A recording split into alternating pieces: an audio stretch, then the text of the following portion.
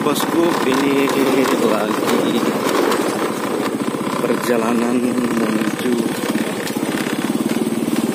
sungai ya, atau disebut hutan mangrove. Ini kawan-kawan bisa kemari, ini tempat bisa mancing.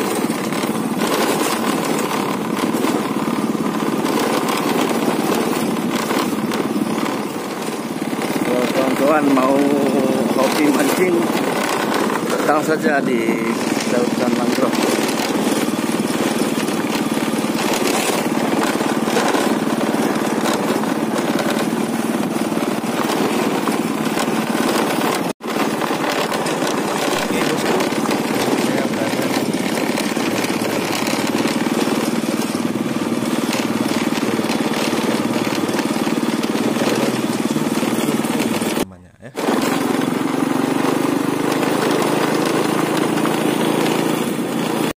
Sampai di tempat baru, tempat santai ya. Oke bosku, kini kita udah sampai di tempat tujuan, di hutan mangrovenya dan kampung Baru Sayung ini, namanya nih Ujung Krung. Oke kawan, kita sekarang lagi berjalan menuju pondok-pondok ya, yang mau kemari Tekan alam tom je alamnya. ya kan.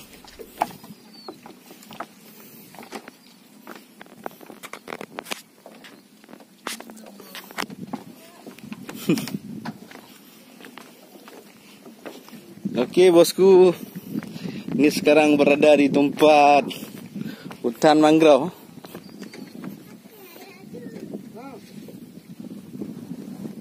Ujung Krung. Ya, di sini namanya Ujung Krung. Ini ada pondok kecil, tempat santai. Yang hobi-hobi mancing kemari terus.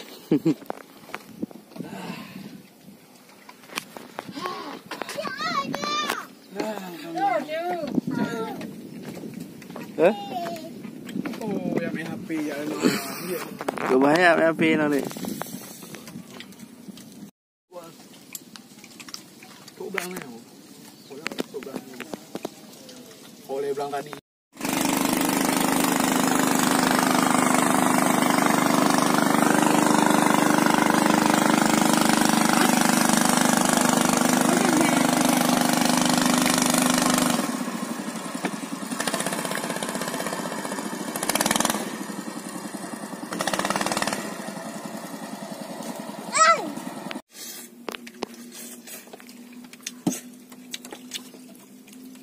Teh.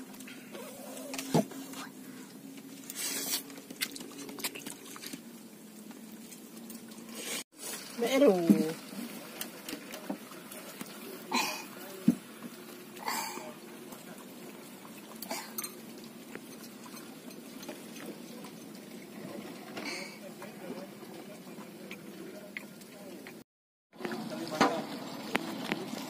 Ini bosku, saya lagi berada di kampung Baru Sayung, bertempatan di Ujung Krung. Ini tempat